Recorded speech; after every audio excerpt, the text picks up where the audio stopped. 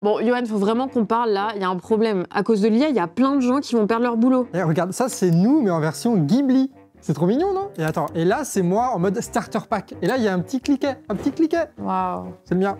Wouhou.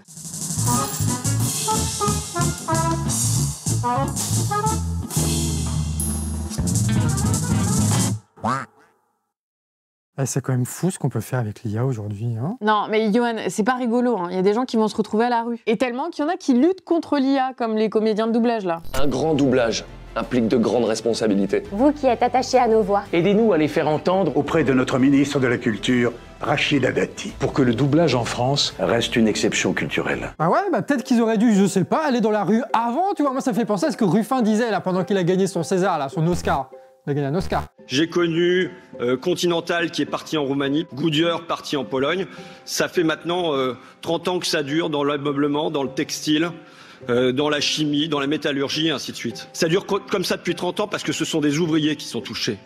Et donc on n'en a rien à foutre. Si c'était des acteurs qui étaient mis en concurrence de la même manière avec des acteurs roumains, ça poserait problème immédiatement. Bah oui, ça gênait pas quand c'était les ouvriers qui étaient poussés à la porte à cause de la mondialisation et de l'évolution des machines. Mais quand ces machines évoluent et que ça remet en question la petite bourgeoisie culturelle, là tout d'un coup ça fait des tribunes dans les journaux quoi. Allez vous faire foutre, apprendre des IA pour doubler. Force aux mecs comme Faites moi. vivre des comédiens, des gars comme Moad les gars. C'est un vrai métier, une vraie tradition. Soutenez-les, envoyez de la force. Mais il n'y a pas que les artistes, hein. L'intelligence artificielle est dénoncée par plein de profs qui nous contactent parce que leurs élèves trichent en plein contrôle. Arrête, on faisait pareil avec nos TI-82 en cours de maths quoi. Mais bon, encore une fois, les profs, il faut les protéger de leurs pierres maléfiques qui s'abattent sur eux, la technologie, ça, ils savent plus quoi faire les gars. Donc en plus de tout, t'as un truc contre les profs aussi. Rappelle-toi, quand on était à l'école, on commençait à avoir la Game Boy, et qu'est-ce qu'ils disaient les profs? Bah que ça allait nous rendre débiles et que ça n'avait aucun intérêt. Rappelle-toi au collège, quand Internet venait d'arriver dans les familles, qu'est-ce que disaient les profs?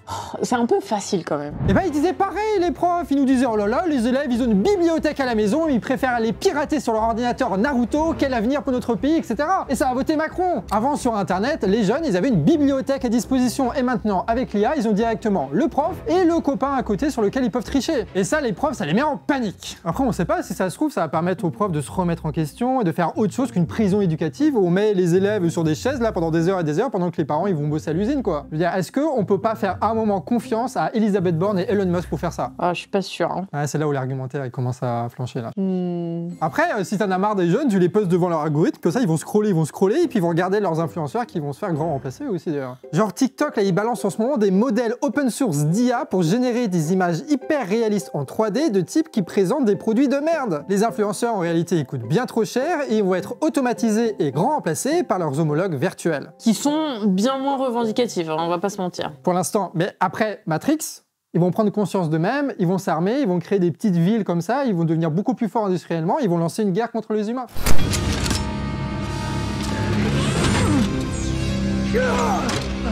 Des influenceurs virtuels gérés par quelques boîtes de com qui vont réaliser beaucoup de profits dans un premier temps, quand ils vont prendre le pognon des influenceurs humains. Jusqu'à ce que ces boîtes se bouffent entre elles, vu qu'ils vont proposer la même avalanche de vidéos de merde sans véritable distinction. Un peu comme Twitter qui est une immense fosse à purin gérée par IA. Non mais attends, ça va faire un carnage dans les salles de rédaction ça. Et en même temps, est-ce que c'est pas un petit peu mérité? Parce que hein, les journalistes, c'est basique que je copie les articles des autres médias, que ça reprend les dépêches AFP, que ça fait des titres accrocheurs. Donc t'imagines des titres accrocheurs? C'est leur boulot quoi, ils font des titres, ça me fume ça. Le Capital, il avait déjà découpé les salles de rédaction en petites tâches répétitives pour maximiser leurs profits, faisant des salariés des médias de vrais petits robots avant même les intelligences artificielles. D'où le fait qu'aujourd'hui, ils sont grands remplaçables. Bah il reste quand même le travail d'enquête. Ouais, t'en as combien des journalistes en France qui font des vrais travails d'enquête? Alors, ça existe, hein, t'as Mediapart, on a un petit peu Au Monde, tout ça, mais bon, c'est pas la majorité quoi. Mediapart va garder son modèle avec ses salariés, mais les autres risquent de se faire prendre par la vague de l'IA et de faire des médias ce qu'ils sont déjà en réalité, des vitrines publicitaires pour leurs patrons et pour l'État. Mais Johan,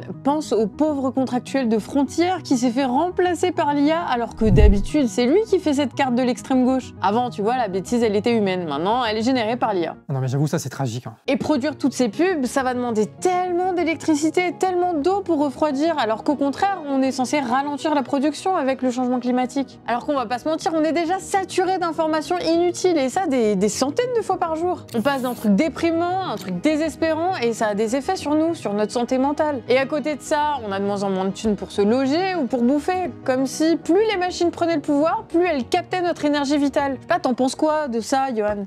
Des robots qui captent notre énergie vitale pour exister? Ah, ça me fait penser à un film. Seigneur des Anneaux. Non. Harry Potter. Harry Potter, c'est Harry Potter. Choisis la pilule bleue et tout s'arrête. Choisis la pilule rouge, tu restes au pays des merveilles. Et on descend avec le lapin blanc au fond du gouffre. Putain, c'est Matrix qui est en train de se passer là. Bah oui, Matrix. Mais en fait, l'IA, elle est utilisée depuis longtemps par les artistes pour faire des métaphores de notre monde présent. Et en vrai, ça parle quasi toujours du capitalisme qui fait déjà de nous des robots. Westworld en 2016, avec des androïdes qui servent de PNJ dans un parc d'attractions qui parle en fond de comment une société nous programme pour être ce qu'on est et comment on s'en sort collectivement. On pourrait aussi parler de iRobot avec la métaphore de l'esclavage ou de Code Lyoko, un dessin animé français pour enfants qui parle déjà des dangers d'une IA militaire. Les artistes, ils parlent pas d'IA pour parler d'IA, mais pour parler de nous, du monde actuel. Ah d'accord, à la base ça sert à ça les artistes. J'avais oublié le truc, mais ok d'accord. Ouais. Ok, les artistes c'est utile. Ok d'accord, je retiens pour la prochaine fois. Après, je peux pas m'empêcher quand même de me dire que ça va être la merde. Hein. Comment ça peut mal se terminer cette histoire? Bah, si tout le monde utilise les IA, on va produire plein de vidéos à la chaîne, mais du coup, bah, elles vont moins se distinguer les unes des autres. Et bah, qui va regarder toutes ces nouvelles publications? J'en ai déjà marre, moi, de TikTok. Alors, t'imagines si on double ou triple la production vidéo? C'est comme les méga factories avec les bagnoles électriques, tu sais, elles se ressemblent toutes. L'automatisation, ça uniforme la production et ça permet de se débarrasser du gros des ouvriers sur place. On a donc des usines identiques qui produisent globalement les mêmes bagnoles mais de façon massive et beaucoup plus rapide. Sauf que sans ouvriers, qui va acheter cette putain de bagnole électrique? Si on a 10 fois moins de graphistes, de fonctionnaires, de monteurs, de commercial, qui va acheter ces fichues bagnoles? Ouais, on va plus avoir de salaire, c'est ça que tu veux dire? Ils vont tous nous aspirer comme des vampires. Et ouais, l'automatisation pousse à la crise de sous-consommation. Ce qui fait que les usines sont globalement sous-exploitées, donc pas rentables. Et c'est tout le système qui risque de se péter la gueule, là. C'est ce qu'on appelle la loi de la baisse du taux de profit, CL égale P sur V. On est en train de détruire la plus-value à cause de leurs machines. C'est la crise finale du capitalisme. Il recommence à regarder Francis Cousin. Je lui ai dit que c'était pas bon pour lui, mais bon, qu'est-ce que vous voulez? Il est cancer, ascendant scorpion et breton en plus de ça, alors bon. Non mais en vrai c'est inquiétant parce que là, en ce moment, ils sont en train de transformer l'État bourgeois pour abolir la bureaucratie en remplaçant tous les fonctionnaires par des IA totalitaires au service d'une oligarchie technologique contrôlée par quelques propriétaires industriels et bancaires. Et c'est déjà le cas aux Émirats Arabes Unis et c'est en train de se faire aux États-Unis. Ça va créer une société aux capitaux ultra concentrés comme ça et qui vont noyer les réseaux de leur propagande, notamment de guerre. Et ça va être nos psys, nos managers, nos collègues, car absolument tous les endroits de cette société sera gérés par IA. Et là, on n'a même pas de néo pour nous sauver, quoi. Mais on a des médias indépendants. Ouais, que vous pouvez d'ailleurs soutenir. En description. Oui, merci. J'en ai marre de la cagnotte. Grave. Ça se voit que ça fait une semaine, 2 semaines là qu'on on n'en parle pas, en réunion on n'en parle pas. Comme si on n'en dépendait pas, tu sais. C'est un abandon collectif là. C'est trop bizarre, ouais. La réalité, c'est que le développement du capitalisme chinois fait que l'impérialisme européen et états-unien peut plus comme avant profiter de l'exploitation des ouvriers là-bas, dont le salaire augmente, et surtout qui bossent avec d'immenses machines productives. Donc pour continuer à faire des profits, il reste 2 solutions. Le premier moyen, c'est perturber le marché par des sanctions, des guerres et des ruptures de chaînes d'approvisionnement pour s'attaquer à la production concurrente, genre Trump avec la Chine et vice-versa. Quitte à ce que ça tourne en guerre, parce que si les bagnoles se vendent pas ou que les États arrivent pas avec les subventions à faire venir assez d'usines, faudrait bien les occuper les industriels pour maintenir leurs profits. Donc ils vont produire des trucs qui explosent, genre des obus. D'où le fait que Macron est passé de fan de la batterie électrique à fan de guerre. En fait, c'est la même logique. Et c'est d'ailleurs ce qui s'est passé avec une fonderie de Rennes, sauvée in extremis de la faillite pour construire des obus. Le nouveau monde des capitalistes est simple, c'est la guerre ou le chômage. Et le second moyen de s'en sortir pour les capitalistes après la guerre, c'est la surexploitation des travailleurs pour en tirer plus de profit. Genre en France par l'austérité et la délocalisation en Europe de l'Est. Ouais, donc c'est finito, l'IA va tous nous tuer, va tous nous détruire. T'as des robots IA qui sont en train de avec ChatGPT, les mitraillettes et tout, Israël, Gaza, le réchauffement climatique.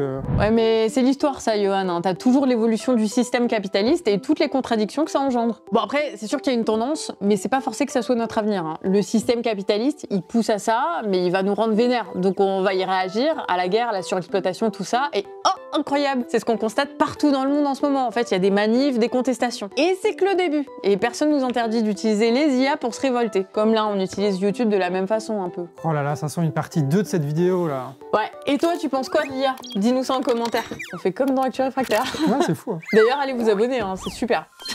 On a passé les 100 000. Ouais, 100 000 abonnés. Maintenant, on vise les 200 000. Allez, on est ambitieux. 200 000.